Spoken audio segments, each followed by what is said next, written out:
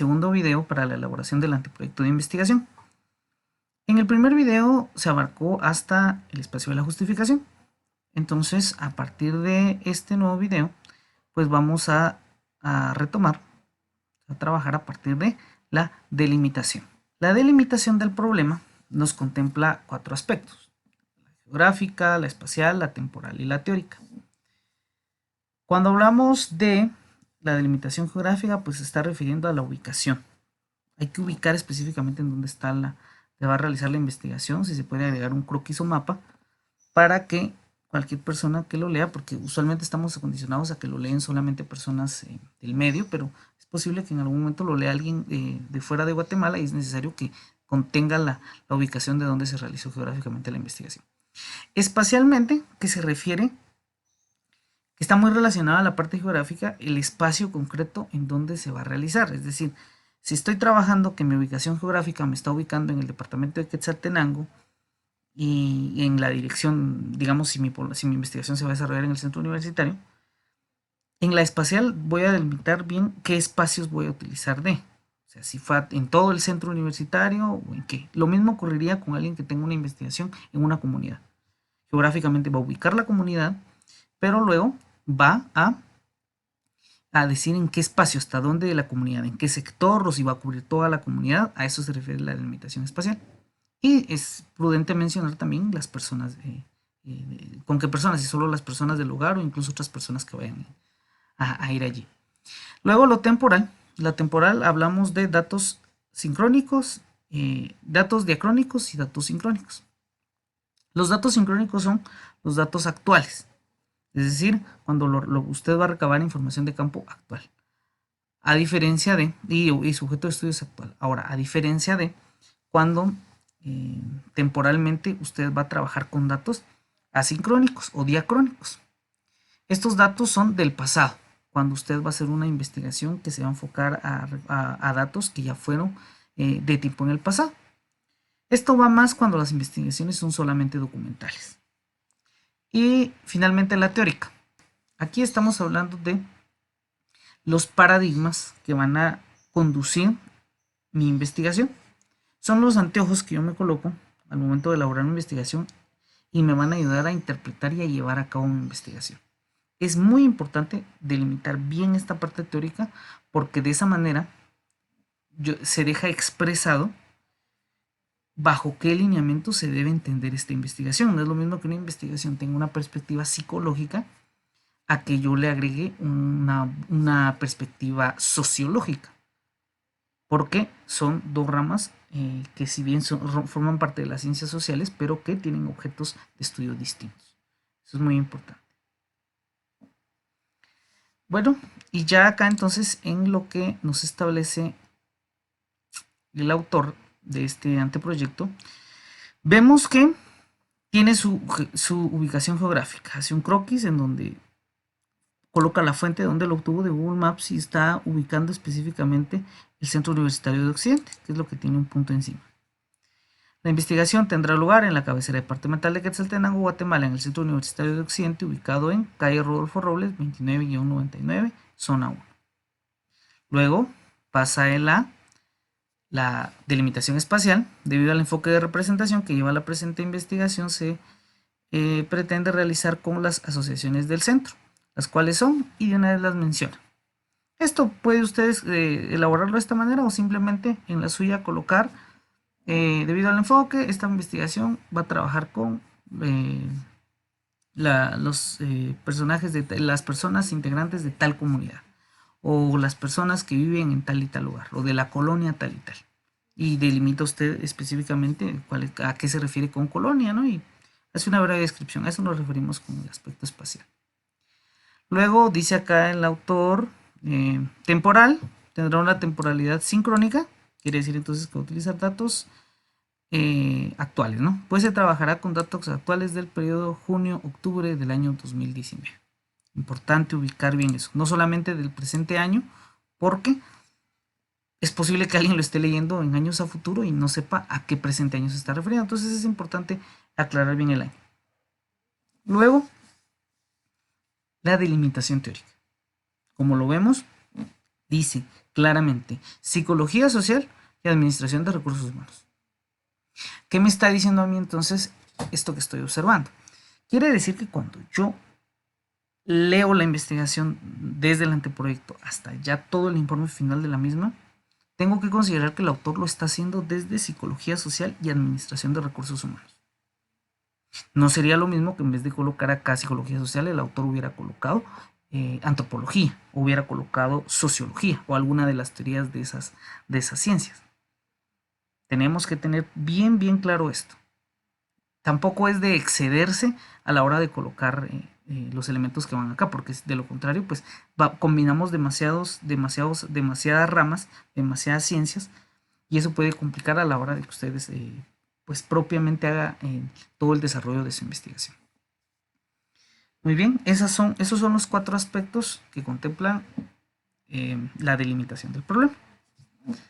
Y luego se pasa a las deficiencias en el conocimiento del problema. Podemos clasificarlas en 2.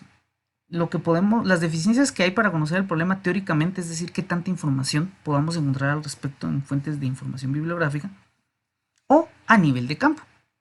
¿Qué deficiencias pueden haber a la hora de entrar a conocer el problema y que el autor está consciente de ello?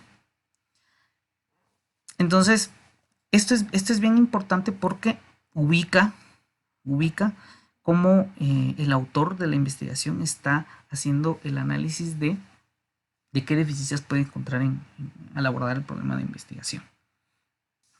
Retomando lo que establece acá el autor, vemos que dice, en consideración de los casi 40 años de existencia de las instalaciones, además del hecho que ha sufrido algunos exabruptos y atentados en los años de conflicto armado interno, y que debido en pérdida sustancial de material histórico intangible, esto puede representar una limitante al momento de querer acceder a la documentación sobre la conformación de las asociaciones y otros escritos que puedan resultar importantes para la presente investigación. Aquí el autor tomó en consideración pues, la historia del centro, como lo está elaborando en el Centro Universitario de Occidente, y ¿Qué dificultad puede tener para conocer el problema de investigación? En este caso, una de sus variables que involucra a su población de estudio, que son las asociaciones estudiantiles.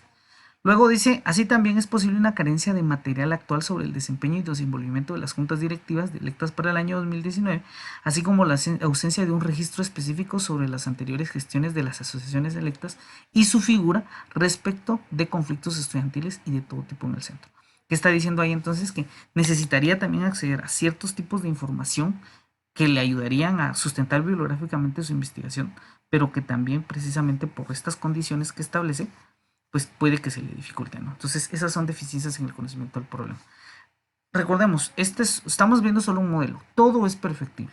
Aquí usted podría agregar otro tipo de deficiencias. Si a nivel teórico definitivamente no hay suficiente información, pero ojo, y aquí voy a dar algo bien puntual. Cuando decimos que no hay suficiente información, verdaderamente tienen que haber agotado suficiente las fuentes de información. Porque a veces solo venimos y buscamos en internet, bueno, y no encontramos nada 1, 2, 3 veces y decimos que no hay. Pero para eso ya se ha hablado de dónde acceder a buscadores académicos, donde hay compendios de información. Y crean, usualmente cuando creemos que no hay información bibliográfica es porque no estamos buscando bien. Entonces este es un modelo, esto fue lo que consideró el autor que podrían ser las deficiencias en el conocimiento del problema, pero es perfectible. Podría haber considerado otros aspectos, ya mencionaba lo bibliográfico, podrían mencionarse también otras cuestiones de las asociaciones estudiantiles, pero él decidió colocar esto. Es importante siempre que se haga el análisis y que usted coloque pues, lo que considere importante en estas deficiencias del conocimiento del problema. El siguiente aspecto viene a ser la viabilidad del estudio. La viabilidad del estudio se relaciona con el acceso a la población. Si realmente nosotros tenemos tener acceso a la población. El tiempo que a nosotros nos pueda llevar y que sí tengamos esa suficiente cobertura de tiempo para realizar la investigación. Y las condiciones ambientales también. Por ejemplo, ahorita usted podría colocar que debido a las condiciones sanitarias que se están viviendo, en estos momentos llevar a cabo la investigación podría ser difícil. Por eso se terminará, o a menos que su investigación tenga que ver con con la situación sanitaria que se está viviendo. Pero si no, y no se puede ahorita realizar, pues solo colocaría que en cuestión de viabilidad y acceso debido a las condiciones ambientales, el estudio deberá llevarse en una, se planifica, pero se ejecutará a partir de que se pase la emergencia sanitaria que se está llevando a cabo. Lo institucional, si usted tiene acceso a la institución, si es una institución o si es una comunidad, si usted tiene acceso a ello, y si tiene al final también espacio para que usted pueda moverse dentro de la misma y poder realizar efectivamente su investigación. Muy bien, viendo ahora lo que dice aquí el autor, en viabilidad del estudio, establece, se cuenta con los recursos y acceso debido, los cuales son fundamentales para llevar a cabo la investigación, puesto que existe apertura de parte de los estudiantes del CUNOC para la aplicación de instrumentos de medición sobre los estilos para resolver conflictos. Ojo a esto, porque uno quizá puede decir, bueno, pero ahí no está diciendo mayor cosa, pero en realidad sí, porque pues trabajar con una asociación pues podría no ser accesible para todos, es decir, hay algunas veces en las cuales tener contacto con ciertos grupos dentro de la universidad pues se complica, ¿no? Pero el hecho de que sí se cuente con ello y demás pues es enhorabuena, un aspecto que va directamente a la viabilidad. Todo esto bajo un estimado de recursos físicos y humanos que son asequibles para la consecución del trabajo de investigación. ¿Qué está resumiendo el autor en esa línea? Que sí, efectivamente tiene disponibilidad de tiempo, cuestión ambiental, incluso institucional. Y eso es a lo que me refiero. Vamos a tener que tener presente siempre en la viabilidad del estudio, pues ello, ¿no? Eso sí, por ejemplo, ahorita se está viviendo una crisis sanitaria, pero eso no quiere decir que no se pueda llevar a cabo la investigación. Simplemente que en cuestión de temporalidad, se tiene que esperar hasta que finalice propiamente la emergencia sanitaria para que ya se pueda llevar a cabo el estudio. Pero eso no interfiere de ninguna manera con la elaboración y la planificación de todo del anteproyecto de la investigación.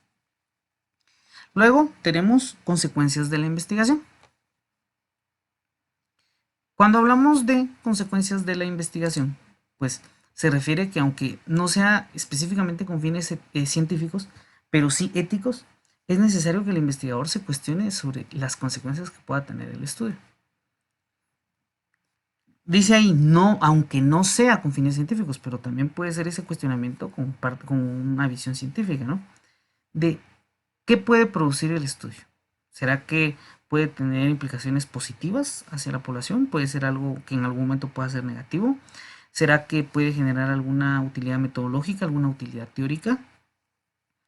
¿O realmente cuál es la visión? ¿Qué puede conseguirse luego de realizar esta investigación? Eso es lo que se va a elaborar en consecuencias de la investigación.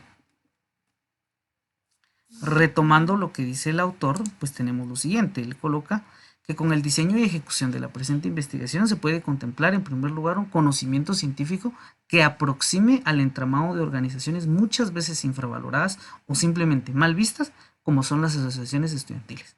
Un punto muy importante. Está diciendo que quiere aportar conocimiento científico a algunas organizaciones a veces infravaloradas como las asociaciones, imposibilitando el crecimiento participativo de sus miembros y de otros responsables y socialmente activos que enriquezcan el devenir político democrático de la Defensoría Estudiantil. Ojo, aquí ya el autor incluso se coloca desde el punto de vista de las asociaciones y ve que de las consecuencias de su investigación puede surgir esto, un aporte hacia ellas, incluso para el devenir político democrático de la Defensoría Estudiantil del centro universitario. Luego dice, lo cual es posible que ocurra a raíz de factores que nada tienen que ver con vagancia, ocio y oportunismo, como usualmente son titadas las asociaciones, sino más bien a prácticas realizadas empíricamente sin un aporte sustancial de una corriente teóricamente fundamentada. Luego dice, además se pretende que el presente trabajo investigativo surja como precursor de cambios profundos posteriores respecto a la dinámica democrática del gobierno universitario, que involucre a los demás miembros de la comunidad universitaria para un desarrollo integral académico y digno. Si nos damos cuenta, este aspecto de las consecuencias de la investigación tiene mucho que ver con la justificación.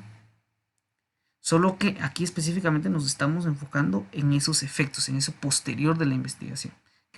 ¿Qué perspectivas se le pueden dar, que se pueden conseguir, a partir del estudio que yo estoy pretendiendo realizar? Y también, nuevamente, por eso se hablaba de ética cuando se explicaba, porque también hay que tener consideraciones éticas al respecto. Si yo estoy tratando una cuestión que tenga que ver con abuso, que tenga que ver con algún trastorno propiamente psicológico, siempre es importante también que yo considere éticamente lo que pueda generar mi investigación, ¿sí?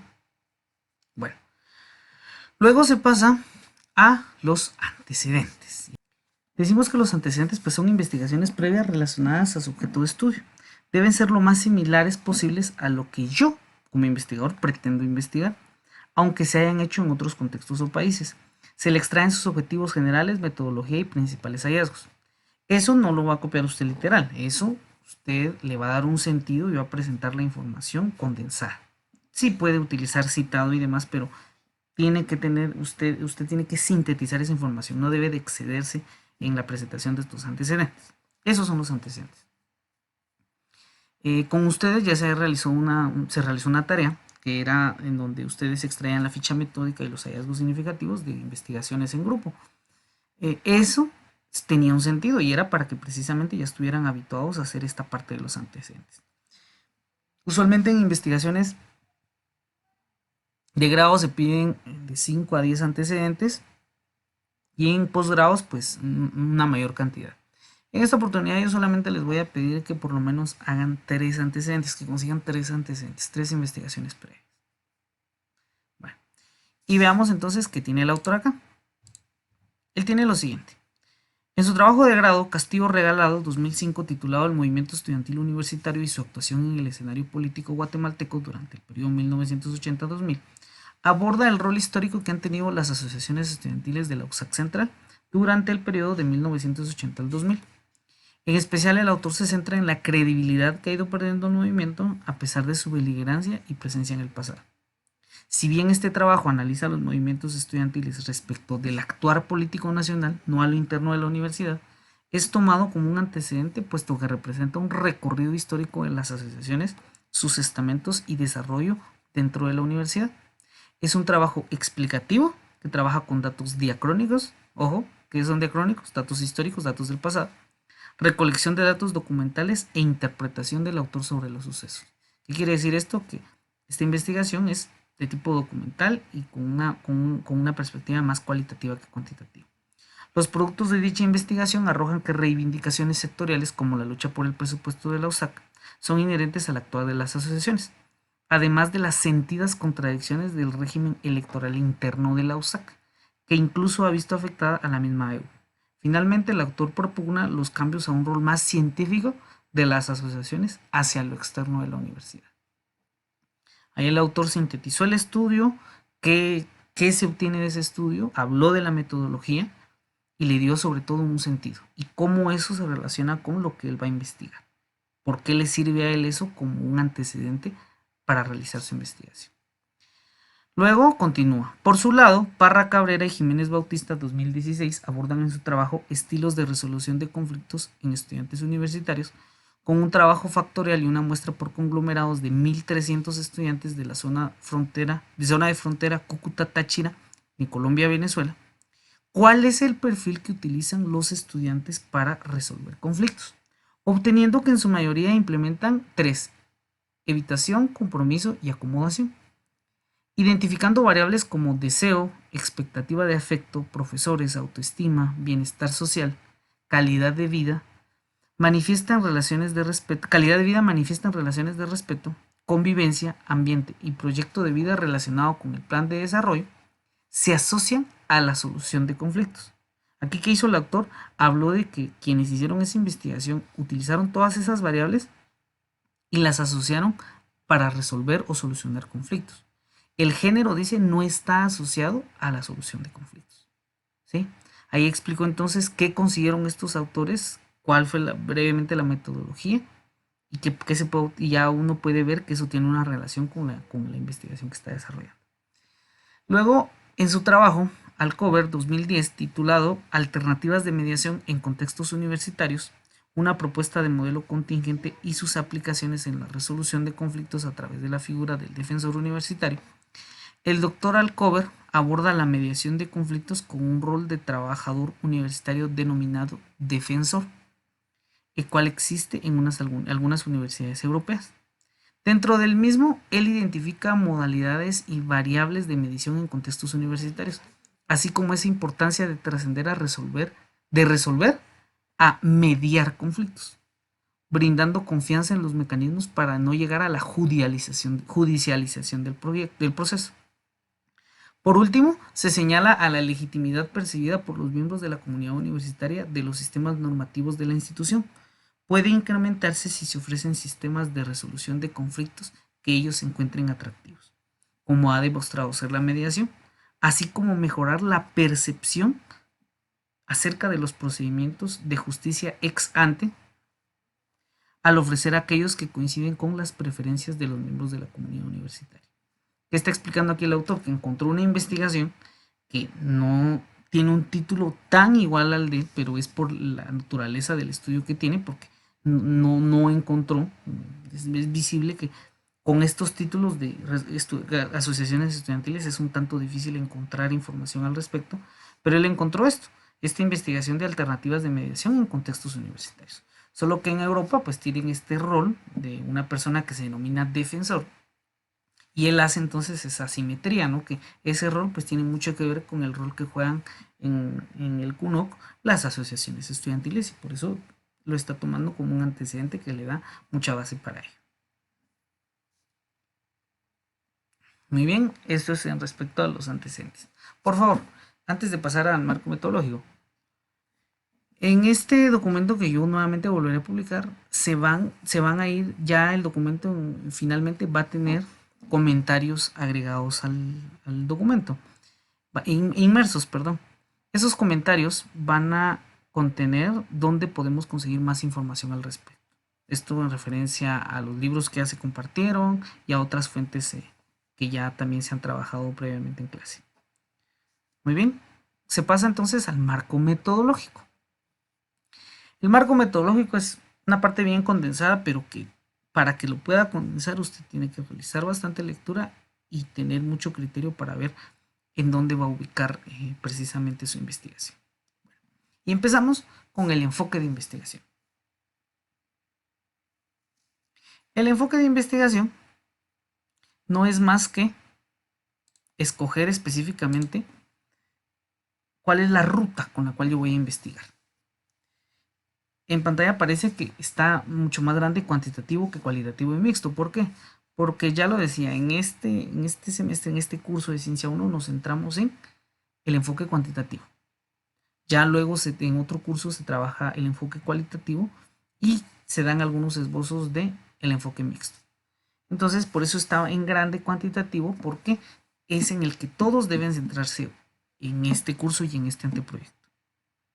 No, y esto tiene un sentido, no es que uno se los quiera imponer, sino que tenemos que primero dominar el enfoque cuantitativo para ya luego, si queremos, escoger otro enfoque. Pero es importante que no perdamos esto de vista. El enfoque tiene que ser cuantitativo. Luego se avanza y se habla de los alcances. Los alcances son 4: exploratorio, descriptivo, correlacional y explicativo.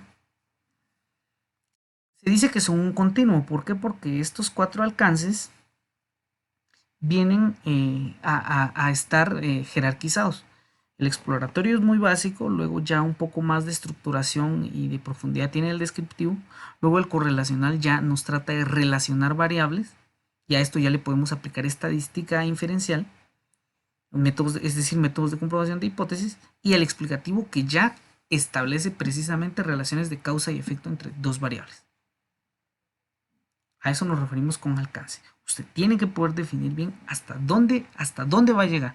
Usted se tiene que preguntar, ¿será que mi investigación solamente va a describir un fenómeno?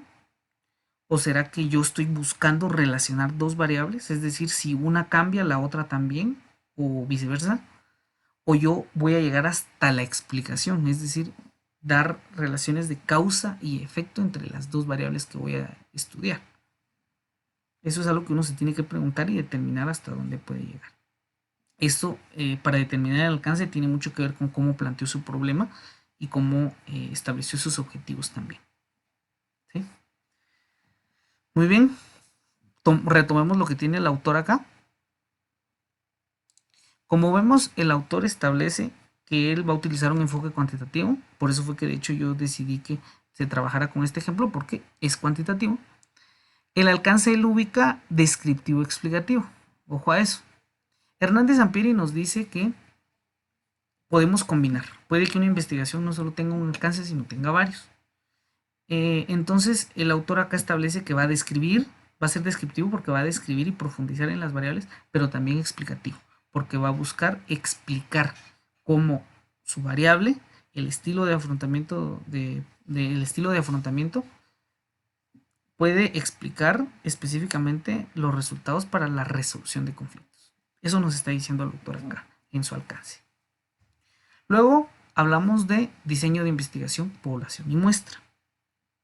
Cuando hablamos del diseño de investigación, nuevamente es importante recordar, lo que están trabajando ustedes en vez de anteproyecto bien se podría llamar diseño de investigación. De hecho, en muchos otros lugares así se denomina, diseño de investigación, que es la fase de planificación de la investigación. Aquí se está denominando anteproyecto porque recuerdan que esa diferenciación la hice desde el inicio.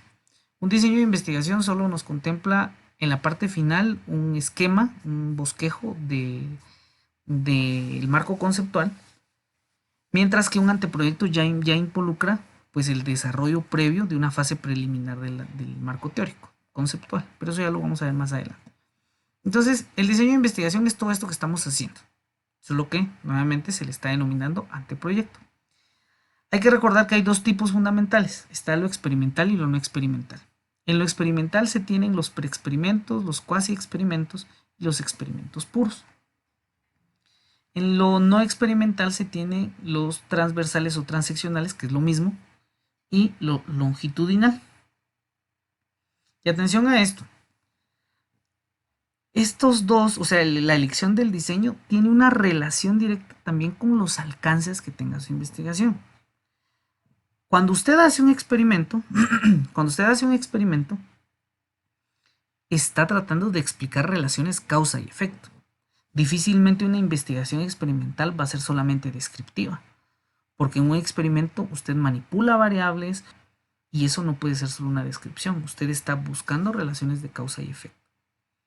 Entonces tiene que escoger si su investigación va a involucrar un experimento o va a ser no experimental. Cuando hablamos de no experimental, ahí se involucra la temporalidad también. Si va a ser transversal, quiere decir que va a tomar los datos una sola vez. Mientras que si es longitudinal, quiere decir que su investigación le va a tomar un tiempo considerable, es decir, una medición a lo largo del tiempo. Los experimentos, ya lo pueden profundizar ya en las lecturas, pero tienen tres clasificaciones básicas: preexperimentos en los cuales hay un nivel de control mínimo. Estos no tienen mucho respaldo científico, por eso se les llama solo preexperimentos. Eso se puede hacer en una investigación con alcance exploratorio porque solamente sirve para dar ciertas nociones.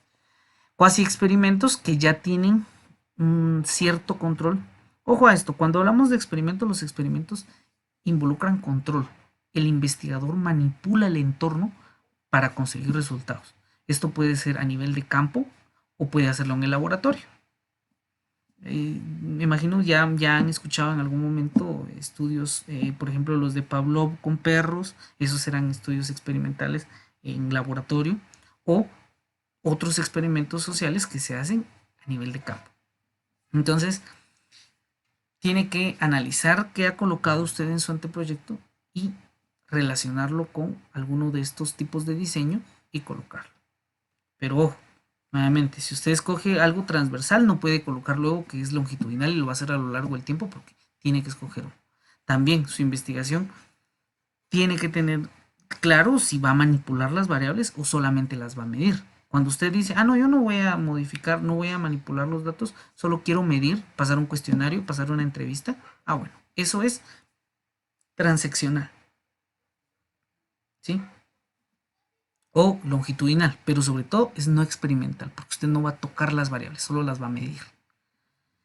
Pero si usted considera que sí va a hacerlo y quiere diseñar un experimento, pues eso tiene que definirlo en el diseño de investigación y establecer que es de tipo experimental. Luego se habla de población y muestra, que es la totalidad de sujetos de la población de estudio, esa es la población, y la muestra, que es un segmento de dicha población seleccionada con criterios de probabilidad en el enfoque cuantitativo. Ojo, una muestra sabemos que es un segmento, que usted lo selecciona por criterios de economía y de viabilidad, para no trabajar con toda la población. Pero en el enfoque cuantitativo, si usted va a tomar una muestra, esta necesariamente tiene que ser probabilística. ¿Por qué? Porque eso le da rigor científico a su investigación. ¿A qué se refiere con probabilística? Que la va a seleccionar a través de un procedimiento estadístico. Va a estimar el tamaño de la muestra con un proceso estadístico y la selección de las personas que vayan en la muestra tiene que ser aleatoria. Si usted ve en el capítulo de Hernández Ampiri que habla sobre los tipos de muestreo, usted va a ver que no solamente está el aleatorio, que hay un no probabilístico. Pero en el enfoque cuantitativo, si usted decide trabajar no con toda la población, sino con una muestra, necesariamente va a tener que trabajar con lo probabilístico. Muy bien, y retornemos entonces a lo que tiene el autor en el estudio. Aquí el autor nos tiene que su población dice integrantes de asociaciones estudiantiles del CONUC. Y su muestra dice, estadísticamente se realizará un censo. Ah, bueno, muy bien. Tal como lo establece Hernández Ampiri, el autor aquí nos está diciendo que no va a tomar una muestra, que va a trabajar un censo. Y eso es a lo que Hernández Ampiri le denomina censo. Él refiere, y otros autores también, que si no va a tomar usted una muestra, va a trabajar con censo. Porque va a trabajar con todos los integrantes de la población. Entonces eso quiere decir que él, en vez de hacer un procedimiento estadístico para seleccionar a la muestra y el tamaño de la muestra, simplemente va a trabajar con todos los integrantes de las asociaciones estudiantiles. Esto es algo que usted selecciona, si usted gusta trabajar con toda la población o trabaja con la muestra. En el caso de acá, usted solamente va a describir. En caso si vaya a seleccionar una muestra, usted solo deberá colocar la muestra, va a ser una muestra probabilística y solamente una muestra probabilística. Y si puede, agrega el subtipo de muestra probabilística. Si va a ser por conglomerados, si va a ser por si va a ser aleatorio simple, ¿cuál? Solamente lo describe. Luego, método de comprobación de hipótesis. Este método se aplica, ¿no? Depende del alcance. Si usted no ha designado que no hay hipótesis por comprobar, pues no va a ir. Pero si se ha asumido que ya tiene que describir por lo menos el método que va a hacer. Ojo, aquí no se va a abordar y no da tiempo de abordar los métodos de comprobación de hipótesis. Pero se tienen que son los procedimientos estadísticos para comprobar la hipótesis, sobre todo en el alcance correlacional y causal. Usted lo único que va a hacer es describir brevemente ese método. Entonces, si usted ha seleccionado ahí, hay que tener presente que todos, el 90% de los trabajos, pues llevan hipótesis de lo que ustedes ya han elaborado. Aquí entonces solamente van a designar qué método utilizarían para comprobarlo. Brevemente, aquí si vamos a lo que establece el autor, él establece el chi-cuadrado. Puede ser regresión lineal simple, puede ser la T de student, o simplemente colocar que si es una hipótesis descriptiva lo que usted elaboró, pues ahí puede colocar método de comprobación de hipótesis, puede colocar que no se comprueba con un procedimiento estadístico, sino que solamente se va a hacer a criterio del autor con base en los resultados de campo, puesto que es una hipótesis descriptiva. Pero eso solamente cuando su alcance es descriptivo. Como vemos en este caso, el autor colocó que su alcance es descriptivo explicativo. El hecho de que él haya agregado explicativo quiere decir que necesariamente tiene que aplicar un método de comprobación de hipótesis. Luego, tener los procedimientos. Bueno, ¿y qué son los procedimientos? El autor, bueno, los procedimientos ¿qué son? Son una breve descripción de los pasos a seguir desde el inicio hasta el final de su investigación.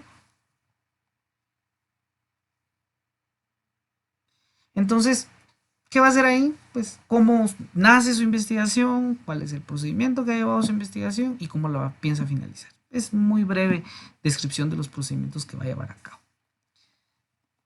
Retomando lo que dice el autor, dice: a través de observaciones realizadas durante actividades de reforma universitaria, se pudo detectar la gran cantidad de procesos de conflicto que ocurren a lo interno y externo de las asociaciones, además de las maneras de comportamiento y comunicación que, en muchos casos, como en audiencias, implementan los estudiantes de sus juntas directivas.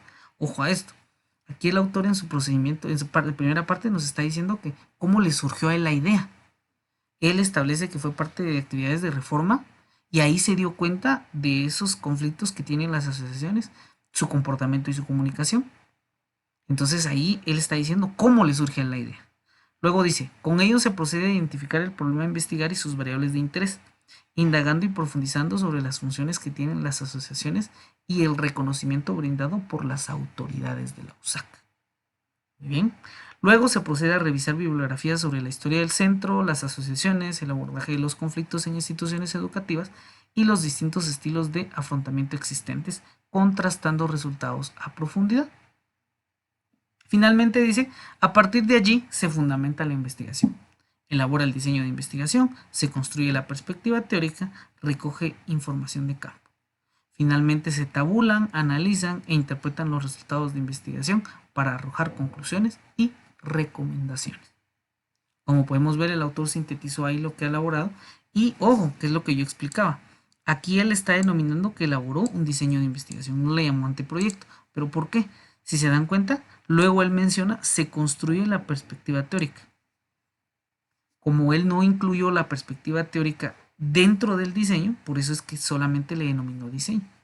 Pero si él hubiera hecho dentro de su diseño ya la perspectiva teórica, le hubiera denominado un anteproyecto de investigación. Entonces, ¿en qué estamos viendo? 1, 2, 3, 4 párrafos. El autor describió desde cómo le surgió la idea hasta dónde él espera terminar, que es cuando ya finalice la investigación y él pueda arrojar conclusiones y recomendaciones.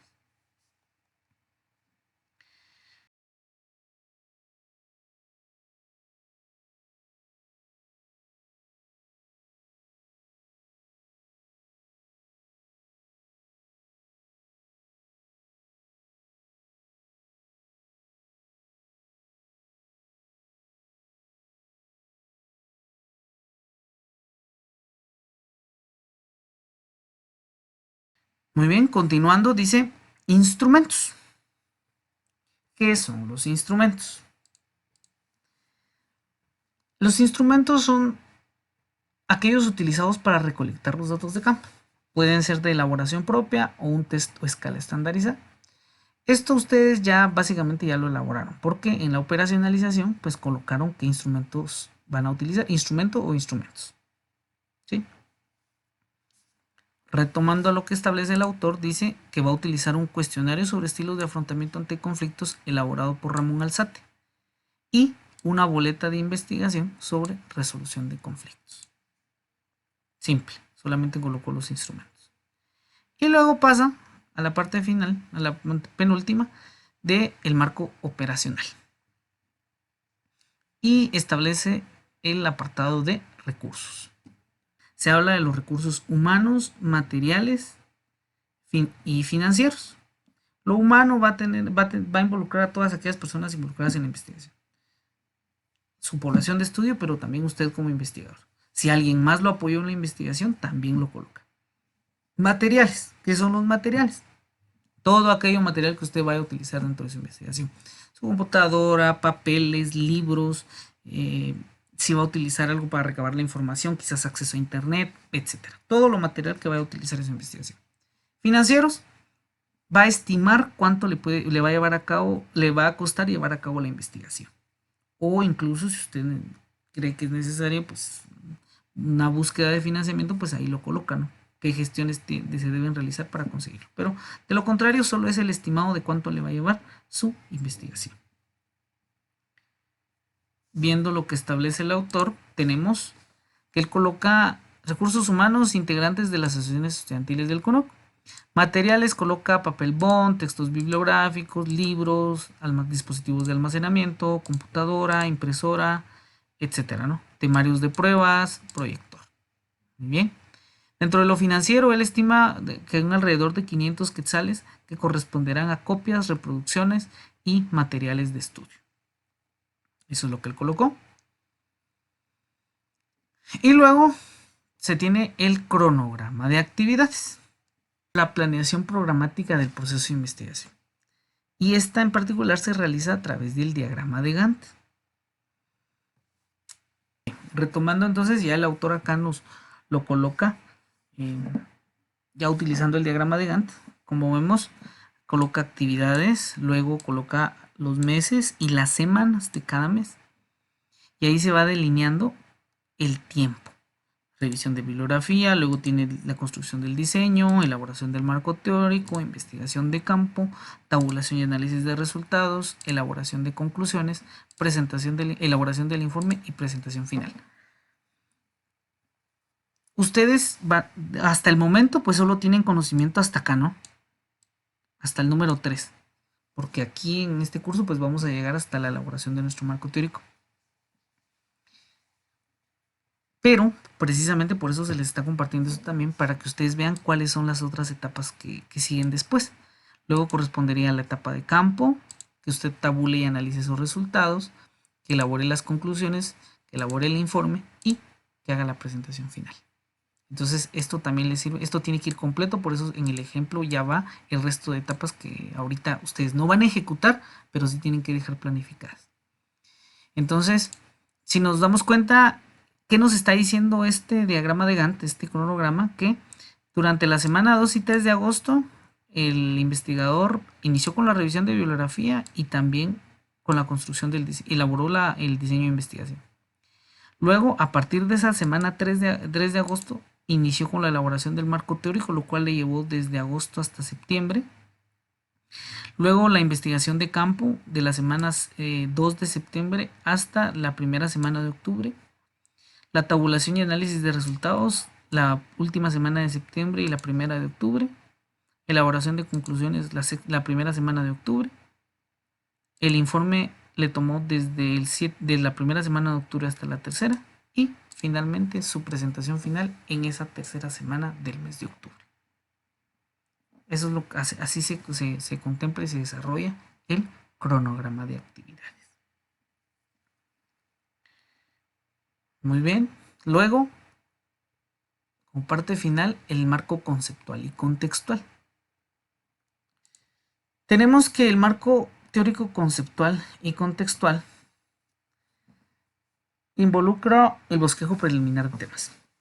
Se esquematizan los posibles temas a cubrir en función a las variables de estudio, es decir, son los posibles títulos. Hernández Sampieri establece que eso se puede realizar a través de un proceso denominado vertebración, en la cual usted pues coloca los títulos que va a llevar su investigación. En el ejemplo que se les comparte ya no está el bosquejo, porque ya se les está compartiendo de una vez cómo quedó todo el marco teórico completo, marco teórico conceptual completo. Ojo, aquí luego se tiene lo siguiente. Creswell recomienda que el marco teórico de propuestas de tesis oscile entre 8 y 15 cuartillas estándares.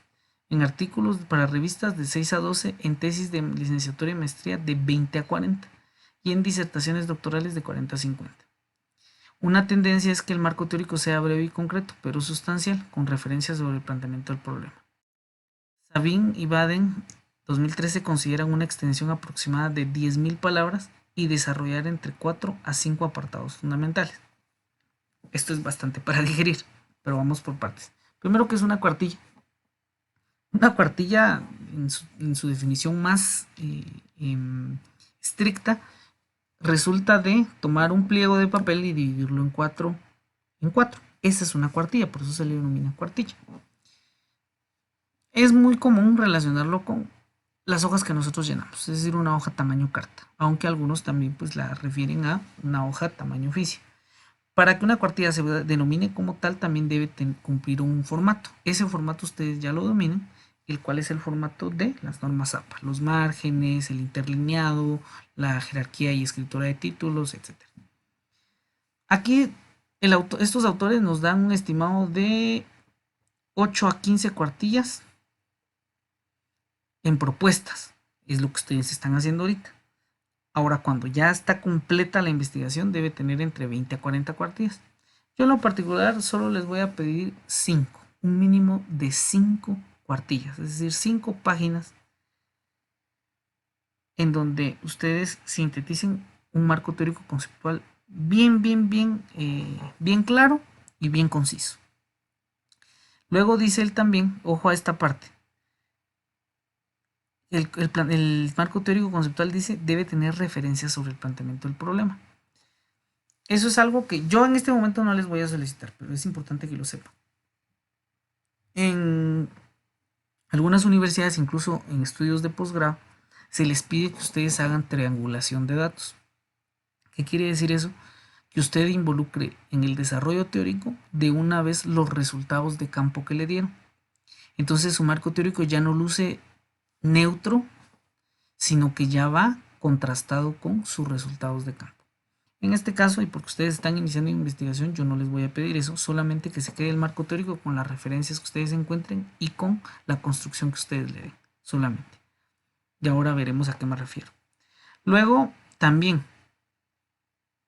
la extensión, como dije, se va a pedir por lo menos 5 páginas como mínimo. Muy bien, luego, hay unas preguntas que usted se puede hacer y debe hacerse, y estas las establece Hernández Sampieri en su libro. Acudimos a un par de bancos de datos, ya sea de consulta manual o por computadora, y pedimos referencias por lo menos de 5 años atrás. Pregúntese usted si está acudiendo a bancos de datos y que pueda acceder a por lo menos 5 años atrás. Indagó en directorios, motores de búsqueda y espacios en internet, por lo menos 3. Eso es a la hora que usted elabore su marco teórico conceptual. Revisó como mínimo 4 revistas científicas que suelen tratar el tema de interés. Las consultamos de 5 años atrás a la fecha, por lo menos. Estas son preguntas importantes porque yo les voy a dar espacio todavía de que consulten datos de 10 años atrás para acá. Y ojo que hay en algunos lugares ya se pide solamente 5, tal como lo estableciendo Hernández Sampieri, pero aquí se está haciendo un poco permisivo y se va a permitir que por lo menos vayan a 10 años atrás. Finalmente buscó en algún lugar donde había tesis y disertaciones sobre su tema de interés. Recuerdan que ya les di yo fuentes a través del recurso que se les compartió vía WhatsApp, y también ahí había un Team Link que daba varios accesos a repositorios de investigaciones. Localizamos libros sobre el tema en al menos 2 buenas bibliotecas físicas o virtuales. Nuevamente, las universidades, por ejemplo, la San Carlos tiene abierto, la Landívar también tiene el acceso a su biblioteca virtual, en donde están todas las tesis también e investigaciones formales que se han realizado. Consultó con más de una persona que sepa algo del tema. Muy buena pregunta. Trate también, eso se llaman expertos, personas que conozcan su temática.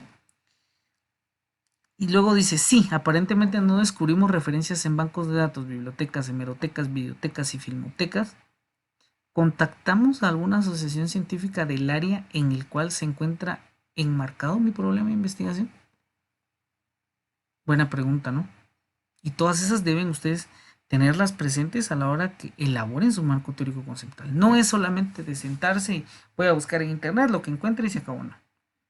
Tiene que consultar una buena cantidad de revistas científicas, una buena cantidad de repositorios donde hayan tesis, tiene que consultar libros formales para ello, y eso ya lo abordé yo en la clase y en los recursos que les compartí sobre fuentes de información bibliográfica. Fuentes como Wikipedia y como monografías.com, que es una información que no tiene sustento y que puede ser fácilmente manipulable, no es confiable. Tenemos que ajustarnos, aunque sea digitalmente, a libros, a tesis, a informes que estén plenamente identificados y que tengan un soporte y una validez concreta.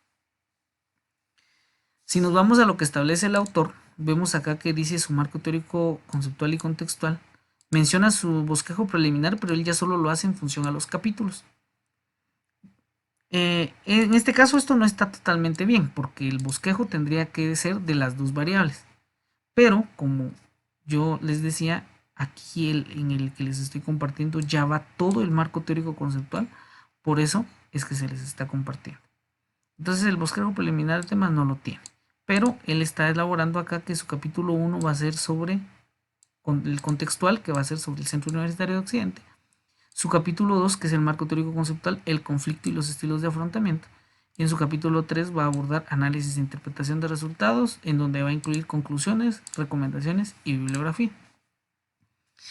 ¿Qué está diciendo aquí el autor entonces? Que eso va a constar su informe de investigación.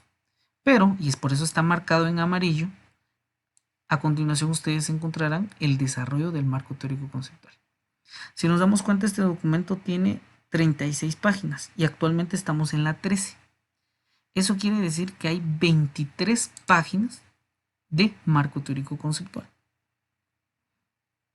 Noten que yo solamente les estoy pidiendo 5 para no sobrecargarlo, pero sí es importante que lo elaboren tal como se va a anotar en lo que voy a desplegar a continuación. Capítulo 2, el conflicto y estilos de afrontamiento. Y dice el autor que su segundo título es Nociones previas. Y el autor empieza diciendo, brindar una definición irrestricta sobre el término conflicto es una tarea que a lo largo de la evolución del conocimiento humano, tanto empírico como científico, no ha logrado consumarse. Esto a pesar de que en la vida cotidiana y en distintos ámbitos sociales, el conflicto mantiene su presencia y aunque se maneje o no un concepto específico sobre su significado, su figura queda inmersa en cualquier proceso casi ineludiblemente. Veamos, ahí no hay ninguna cita, ni tampoco en el segundo párrafo. Esto quiere decir que él está escribiendo esto. Y eso es lo que debemos de hacer. El marco teórico conceptual no consta de copiar y pegar, no. Por eso hicimos ya también se compartió el video sobre normas APA, porque media vez usted está trabajando con normas APA, usted no solamente copia y pega. Usted elabora y eso lo va sustentando con referencias bibliográficas. Entonces, ¿qué quiere decir acá? Que este autor en este capítulo va a hablar sobre conflicto. Entonces, él va a dar sus ideas sobre conflicto, pero las va a ir sustentando con información bibliográfica. Si nos damos cuenta, en estos siguientes párrafos no hay todavía citas bibliográficas. Otra cosa importante.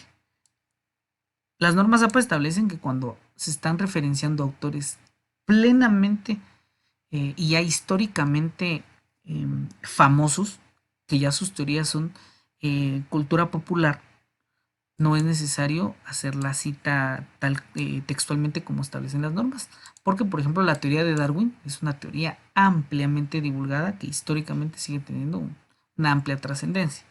Luego vemos acá que el autor también utiliza a Isaac Newton, que también ya es un autor ampliamente reconocido. Por todo lo demás, a menos que sean autores históricos como ellos, deben de llevar el citado APA tal como ya lo conocemos. Si nos damos cuenta, el autor acá entonces utiliza la primera cita bibliográfica hasta este párrafo. Eso quiere decir que él está contrastando su criterio con la información bibliográfica que fue consiguiendo. Luego, si ustedes continúan leyendo, pues ya hasta el aspecto 2.2, el autor ya empieza a definir qué es un conflicto. Y dice, según la perspectiva histórica sociológica, el conflicto tiene una doble visión más allá de una asociación del conflicto con luchas, peleas o combates. Y hace la cita de más de 40 palabras. ¿Sí?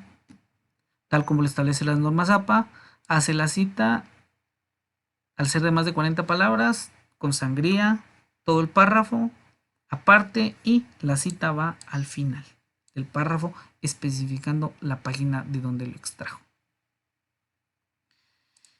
Quedarán ustedes leer el resto, si bien no leerlo a profundidad, este marco teórico conceptual que tiene el autor, pero véanle la estructura al menos. Vean que en su estructura está cumpliendo todo lo que establecen las normas APA. Vean que está contrastando su criterio con las citas bibliográficas y así se construye un marco teórico. Usted ya no va a trabajarlo como se hacía en secundaria, donde solo se copiaba y pegaba y ahí quedaba la información. La información tiene que aportarle a usted su criterio y darle un sentido. Lo único que usted le va agregando información bibliográfica que le va ayudando a usted a dar ya un sentido completo a su trabajo. Muy bien, por favor, sé que quizás estos tutoriales pues son extensos debido a la magnitud del curso, pero tómense el tiempo de verlos, véanlo una vez sin hacer anotaciones, solo véanlo para ya entrar a conocerlo. Véanlo una segunda vez haciendo anotaciones y relacionándolo con su objeto de estudio, con su investigación propia. Y si se puede, unas 3 o 4 veces más. ¿Para qué? Para que entiendan por qué se tomó este ejemplo y cómo el autor de esta investigación fue utilizando los distintos recursos que ustedes ya tienen en el libro de investigación de metodología de la investigación de Hernández Ampil, y para que ustedes vayan comprendiendo de mejor forma esto, vayan haciéndose preguntas. En este segundo video sí se están incluyendo las definiciones como tal de cada aspecto para que ustedes lo tengan presente y les ayude en su proceso formativo. Muy bien, con esto llegamos al final de este video. Espero que sea de mucha ayuda para ustedes. Cualquier duda, ya se tienen los distintos canales para hacerlos. Y les deseo muchos éxitos. Llegamos al final.